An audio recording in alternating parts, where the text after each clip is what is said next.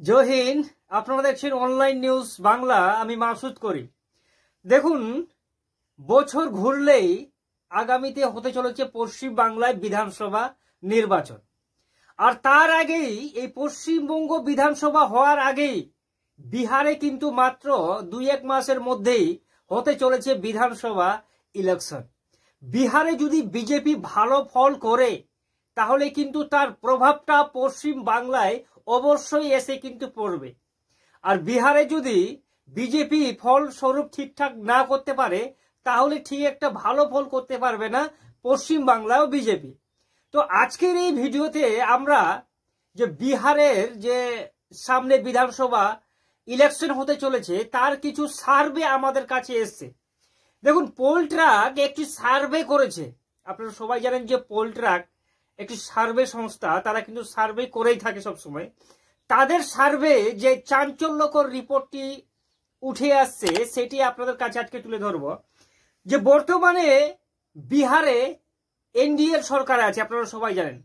JDU আর বিজেপির একটা গঠবন্ধন দিয়ে বিহারে কিন্তু সরকার গঠিত আছে এনডিএ। অপর দিকে আছে ইন্ডিয়া বলতে এখানে যে আরজেডি আছে, আপনার কংগ্রেস আছে, আর সিপিএম টিপিএম মিলে এরা কিন্তু ইন্ডিয়া। কিন্তু বর্তমানে যে সার্ভেটি উঠে এসছে সেই সার্ভেতে যাওয়ার আগে আমরা আগে দেখিনি যে বিহারে কিন্তু 243টি বিধানসভা সিট আছে। একটি দলকে যদি ইন্ডিয়া গঠবন্ধন 122টি সিট পায় তাহলে ইন্ডিয়া গঠবন্ধন কিন্তু সরকার গঠন করবে। আর এনডিএ যদি 122টি সিট পায় কিন্তু তারাই সরকার গঠন করবে। কিন্তু তাজা যে সার্ভে এসছে সার্ভেতে এখানে দেখা যাচ্ছে যে ইন্ডিয়া গঠবন্ধন এখানে 44.2% ভোট পাচ্ছে, মানে আরজেডি আর কংগ্রেস মিলে। এনডিএ গঠবন্ধন বিজেপি আর জেডিইউ মিলে 42.8% ভোট পাচ্ছে। আর জনসুরাজ মানে প্রশান্ত কিশোরের পার্টি এখানে মাত্র 2.7% ভোট পাচ্ছে, ভোট শেয়ার আর কি। আর আদার্স দল এখানে 10.3% ভোট পাচ্ছে। এটা যদি আমরা একটু মানে সিটে যদি কনভার্ট করি, এটা তো আমরা ভোট শেয়ার দেখলাম যে এনডিএ 42%, ইন্ডিয়া 44%।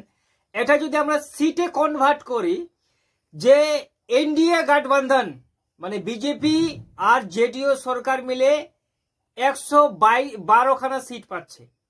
আর ইন্ডিয়া গঠবন্ধন মানে আপনার কংগ্রেস আর আরজেডি মিলে তারা 126টি সিট পাচ্ছে বিহারে।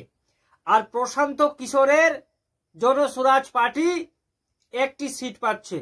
আর আদার্স যে দলগুলো আছে আঞ্চলিক দলগুলি তারা কিন্তু 8টি সিট পাচ্ছে বিহারে। তার মানে এখানে এই সার্ভেতে বোঝা যাচ্ছে যে 126টি যদি সত্যি এখানে ইন্ডিয়া গঠবন্ধন এই সিটগুলি পায় 126, তাহলে কিন্তু আগামীতে বিহারে কিন্তু তক্তা পালট হওয়ার সম্ভাবনাটা অনেকটাই বেশি। অপরদিকে এখানে একটি সার্ভে আর করা হয়েছে যে বিহারের যে মানুষগুলো আছে তাদের কাছে একটি সার্ভে এই পোলট্রাকে করেছে। সে সার্ভেটি হচ্ছে যে বিহারের মুখ্যমন্ত্রীর দৌড়ে কার পৌঁছটা সব থেকে বেশি।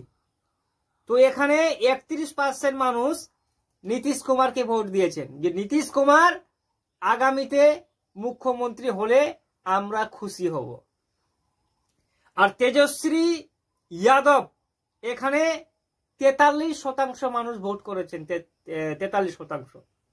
31% নীতিশ কুমার আর 43% এখানে আরজেডির তেজস্বী যাদবকে মানুষ পছন্দ করেছেন।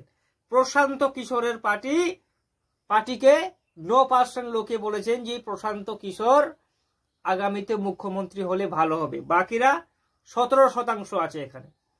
তাহলে এই পোলট্রাকের সার্ভে অনুযায়ী আগামীতে বিহারে কিন্তু ইন্ডিয়া গঠবন্ধনের সরকার গড়তে চলেছে। আপনাদের কি মনে হয় কমেন্টে অবশ্যই জানিয়ে শেয়ার করবেন।